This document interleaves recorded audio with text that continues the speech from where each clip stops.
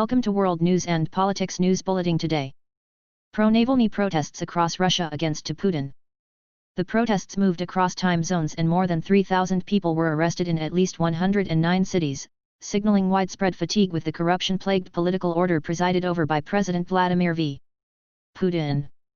The police in Russia arrested thousands of people during a nationwide protest against the jailing of opposition leader Alexei Navalny. Credit, Sergei Ponomarev for the New York Times. Moscow. From the frozen streets of Russia's Far East and Siberia to the grand plazas of Moscow and St. Petersburg, tens of thousands of Russians rallied in support of the jailed opposition leader Alexei Navalny on Saturday in the biggest nationwide showdown in years between the Kremlin and its opponents.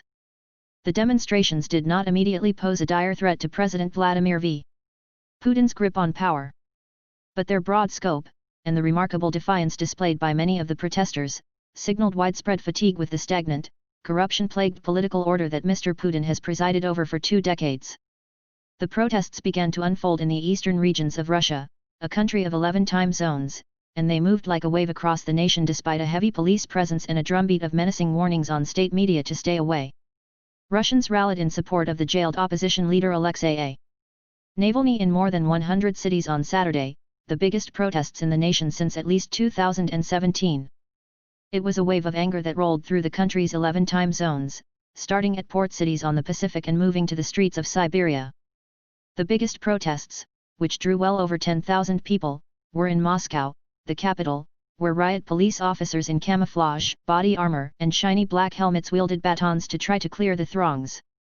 More than 3,000 people were detained nationwide, an activist group said.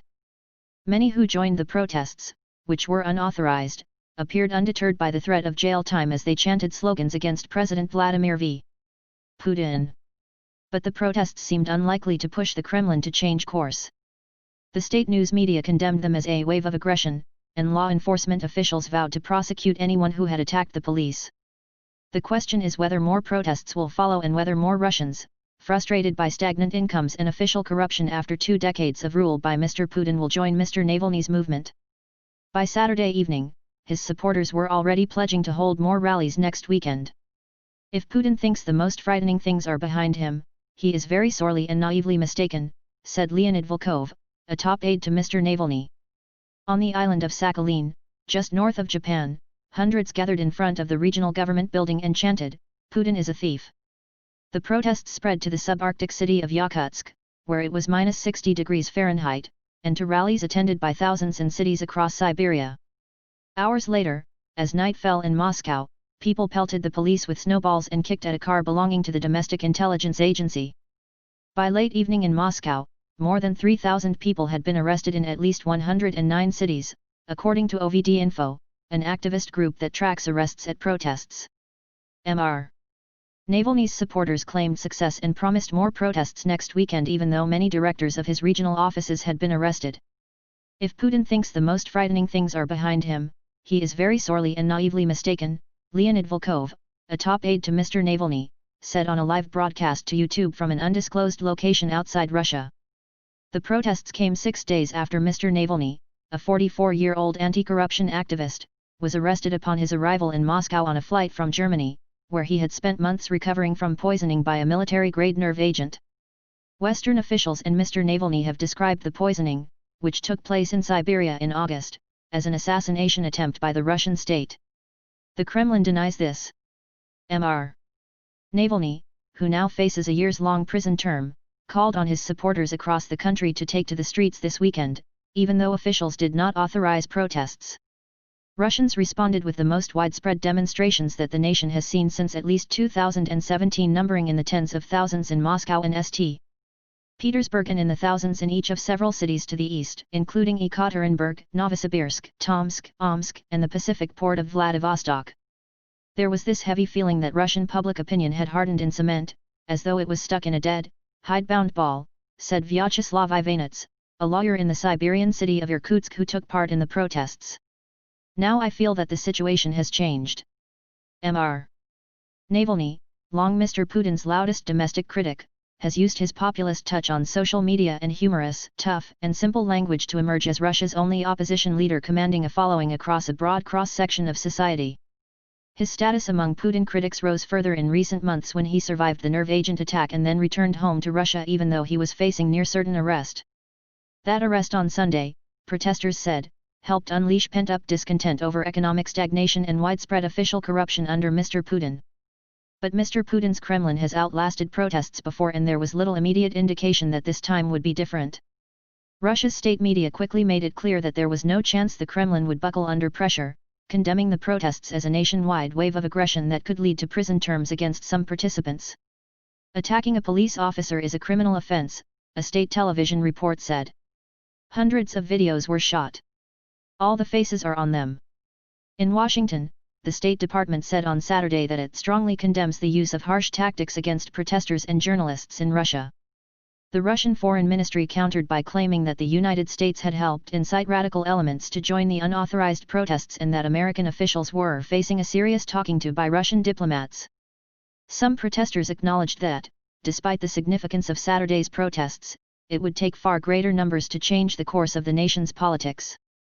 In neighboring Belarus, many more people protested for weeks last year against the authoritarian president, Alexander G. Lukashenko, a close ally of Mr. Putin's, without unseating him. "I'm a bit disappointed, honestly," said Nikita Melikhin, a 21-year-old nurse in Moscow. "I was expecting more." On the streets, the police presented a monumental show of force, but largely refrained from large-scale violence. At Pushkin Square in central Moscow, the focal point of the rally in the capital, baton-wielding riot police repeatedly rushed the crowd to try to disperse it, but avoided using tear gas or other more violent crowd control methods. They arrested most of Mr. Navalny's top associates beforehand and detained his wife, Yulia Navalnaya, at a protest on Saturday before releasing her hours later.